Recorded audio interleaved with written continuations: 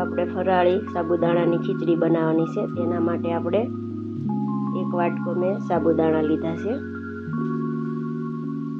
સાબુદાણાને મેં વોશ કરી લીધા છે। હવે એમાં આપણે પાણી નાખી દઈશું, અડધો ગ્લાસ। હવે આપણે એને 1 કલાક માટે પલાળી દઈશું। જો 1 કલાક પલળી ગયું છે, કોરા કરી નાખ્યા અને જો મસ્ત પલળી ગયા છે। જાળીવાળું ગમે એવું વાસણ હોય એમાં લઈ લેવાના, કોરા કરી દેવાના। આપણે તેલ મૂકી દીધું છે, તેલ આવી ગયું છે। આપણે એમાં નાખી દઈશું જીરું, લીમડો, આદુ લસણની પેસ્ટ। હવે એને સાંતળી લઈશું।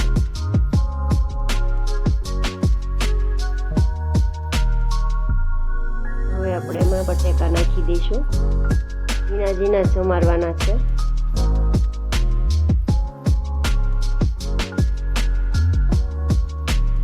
હવે આપણે બધું મિક્સ કરી દઈશું।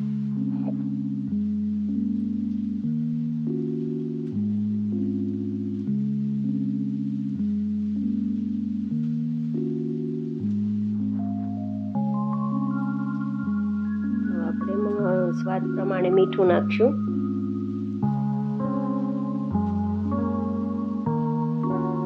ઉપરથી થોડી હળદર। હવે એ બધું સારી રીતે મિક્સ કરી દઈશું।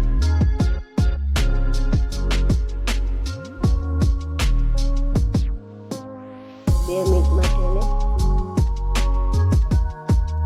ચડવા દઈશું।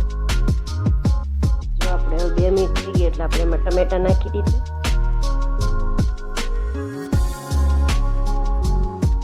હવે આપણે એને ચડવા દઈશું ટમેટા।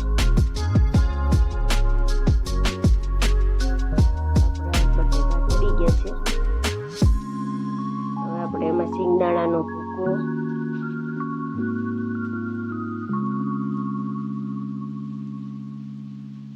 ત્રણ ચમચી જેટલો નાખ્યો છે। કાળા મરી નાખ્યા છે, પાવડર, ખાંડ, ધાણા જીરું પાવડર। હવે આપણે એને બધું સારી રીતે મિક્સ કરી દઈશું। ઉપરથી થોડુંક લાલ મરચું નાખશું, કેમ કે આપણે આદુ મરચાંની પેસ્ટ નાખી હતી એટલે ઓછું નાખવાનું લાલ મરચું। હવે આ બધું મિક્સ કરી દઈશું।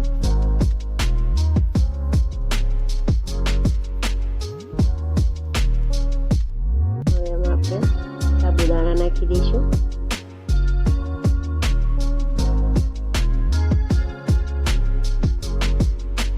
હવે આપણે એને સારી રીતે બધું મિક્સ કરી દઈશું।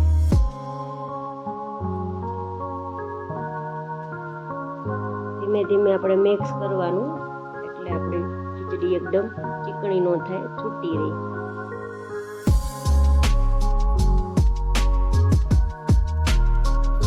આપણી ખીચડી તૈયાર છે। આપણે ઉપરથી એમાં લીંબુ રસ નાખીશું।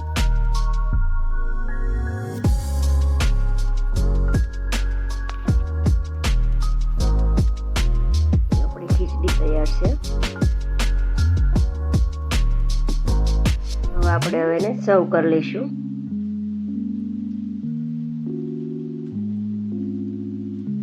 થઈ છે ને મસ્ત છૂટી।